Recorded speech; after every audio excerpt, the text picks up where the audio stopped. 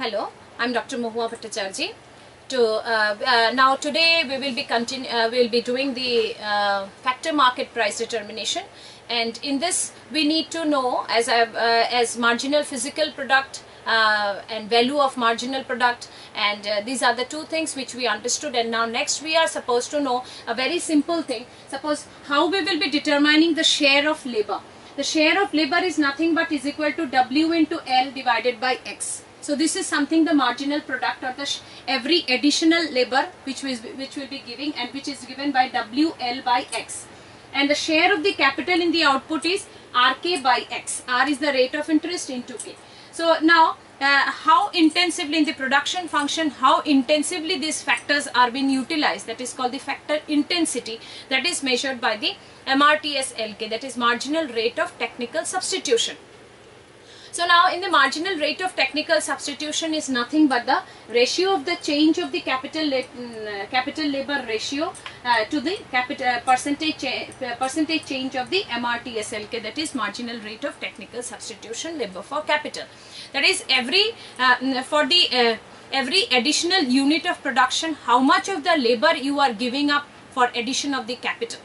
So suppose you are producing from, you produced 10 output and now you are going to 10 to 11 output. So and earlier you had 2L and 1K, and the next you are going for 3L and 2K. So what is the rate of the change of the labor and the capital for the one addition of the output? That is called the MRTSLK, and which is determined graphically by the slope of the production function, and this slope of the production function is, and mathematically it is by the derivatives, or by the derivation of the things. And so that's why if we take the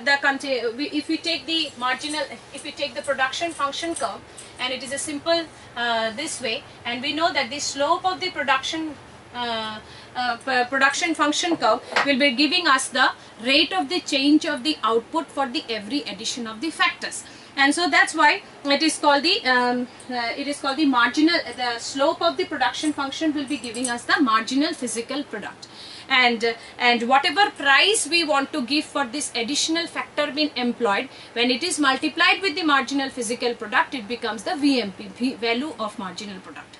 So that's why as we know that every additional factor has to be paid more than the previous one to keep it to employ.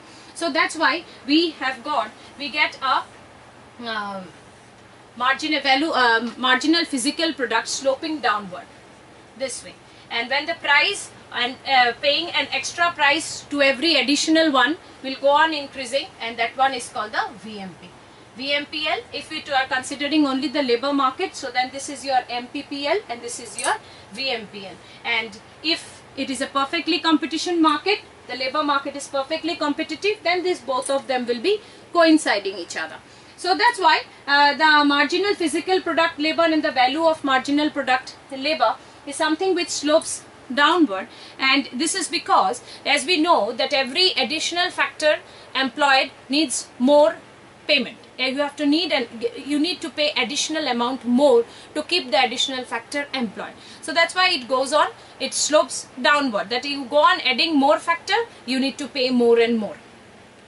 So now this is something which is very simply been asked. And so now if it is a perfectly competitive market and there is one uniform price, then there will be the equilibrium, as we know, will be something which will be determined by the MPP and the equilibrium of the wage rate.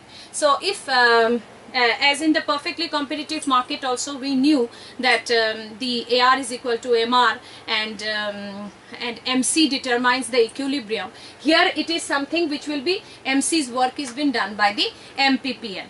So now as we know, if we take it into the consideration of the MPPL, and we consider that there is an uniform wage, and we just, for example, we start with the perfectly competitive market. In the perfectly competitive labor market, let me tell you, in the perfectly competitive market, this is the price which is fixed, as we know that it is horizontal and it goes straight. And this is your VMPL curve, and this is the equilibrium of the labor employed in the perfectly competitive market with a fixed wage rate been determined.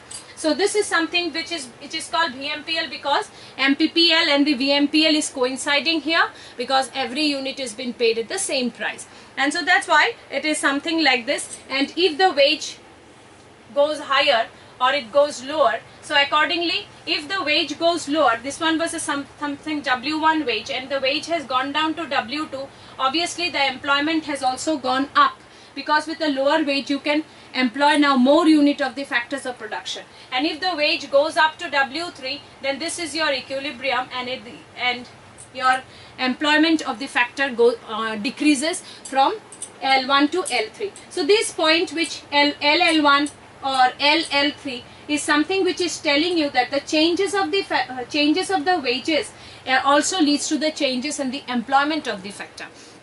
And this equilibrium has been represented by the VMPL curve and the wage curve. This is with the assumption of the perfectly competitive labor market. It will not happen always in this way, because the moment there will be imperfect competition in the product market and imperfect competition in the labor market, the pictures with the VMPL and MPPL will not go this way. In the monopsony, in the monopoly, in the monopsonistic, everything will be, all the shape slopes of the curve will be different.